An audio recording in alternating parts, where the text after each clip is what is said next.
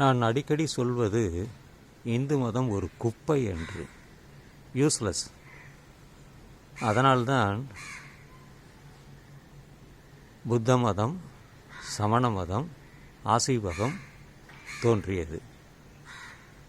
அதே இந்து மதத்தை உடைத்துதான் ஆதிசங்கரர், மத்வாச்சாரியர், ராமானுஜர் தனித்தனியாக 3 மதங்களை உருவாக்கினார். ஏன் எதற்காக என்று நாம் சிந்திக்க வேண்டாமா? ஏனென்றால் இந்து மதம் ஏன் குப்பை என்று சொல்கிறேன்? எதையெல்லாம் தேவையில்லையோ அதையெல்லாம் ஒரு டஸ்ட்பினில் போடுவோம், அதுதான் குப்பை. அதுதான் அந்த இந்து மதத்திலும் இருக்கிறது. அது குப்பை என்று சொல்வது நான் மட்டுமல்ல, பௌத்தமும் சொன்னது, சமணமும் சொன்னது, ஆசீவகம் சொன்னது, அத்வைதம் சொன்னது, துவைதம் சொன்னது, அசிஷ்டாத்வைதம் சொன்னது. நான் புதுசாக ஏதாவது கண்டுபிடிச்சேனா? இல்லை. அவரவர்களுக்கென்று தனி பாதையை அவர்கள் வகுத்து கொண்டார்கள். இந்துக்கள் என்று சொல்லக்கூடிய ஒரு பொது வார்த்தை தான். அங்கே பல சாதிகள், உட்பிரிவுகள், தீண்டத்தகாதவன், புலையன், பஞ்சமன் என்று பல மனிதர்களை அந்த இந்து மதம் ஒவ்வொருத்தாக பிரித்தது. அதனால்தான் அந்த மதத்தை சொல்ல போகும்போது குப்பை என்று சொல்ல வேண்டியுள்ளது. இந்த பௌத்தம் உலகெங்கிலும் பௌத்தம் இருக்கிறது. குறிப்பாக ஒரு 10 நாடுகளில் இருக்கிறது. அங்கே உட்பிரிவுகள் இருக்கும், சண்டைகள் இருக்கும், அதெல்லாம் புறந்தள்ளி விடுவோம். அந்த மத கொள்கைகள், புத்தம் சரணம் கச்சாமின்னு சொல்கிறோமே, அந்த புத்தம் தான் நமக்கு முக்கியம். எப்படி பார்ப்பனியம் என்பது வேறு, புத்தம் என்பது வேறு, சமணம் என்பது வேறு. அதைத்தான் நாம் தெரிந்து கொள்ள வேண்டும். அதை விட்டுவிட்டு இந்த குப்பைகளை எடுத்துக்கொண்டு பேசுவது சரியா என்று எனக்கு படவில்லை. அதை நான் ஆதரிப்பதும் இல்லை, அதை பற்றி சொல்வதும் இல்லை. எனவே நமக்கு எது தேவையோ அதை கடைபிடிக்கலாம். நாம் எல்லாம் குடும்ப வாழ்க்கையில் இருக்கிறோம். இந்த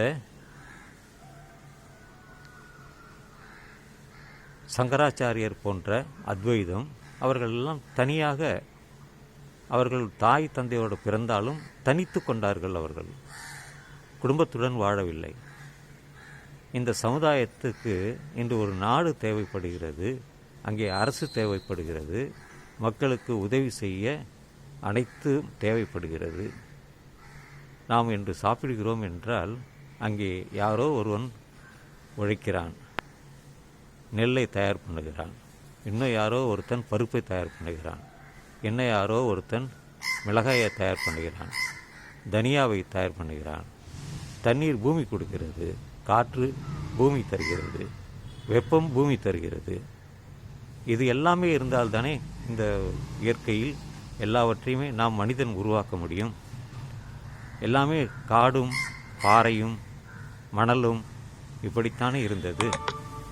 ஆனால் இன்று இதையெல்லாம் மாற்றியவர்கள் உழைப்பாளிகள். நாம் சொல்ல வேண்டியது அவர்களுக்குத்தான். இந்த மதத்தை வைத்துக்கொண்டு, இந்த குப்பைகளை வைத்துக்கொண்டு வாழ்க்கை நடத்தக்கூடாது, முடியாது. விஞ்ஞானத்தை சொன்னால் கேவலமாக சொல்கிறார்கள்.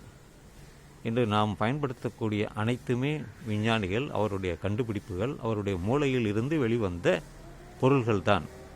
அதைத்தான் நாம் தெரிந்து கொள்ள வேண்டுமே தவிர இந்த குப்பைகளை அல்ல. அதற்கு நான் எதிர்க்கிறேன். எதிர்ப்பு தான். ஊரோடு ஒற்று போகுவதுதான். ரயிலில் பயணிக்கிறோம், பேருந்தில் பயணிக்கிறோம், விமானத்தில் பயணிக்கிறோம். அங்கே சாதி கிடையாது, மதம் கிடையாது, யார் வேணாலும் சென்று வரலாம். அதனால்தான் கணியன் பூங்குன்றனார் யாதும் ஊரே யாவரும் கேளீர் என்று சொன்னார். தீதும் நன்றும் பிறத்தர வாரா என்று சொன்னார்.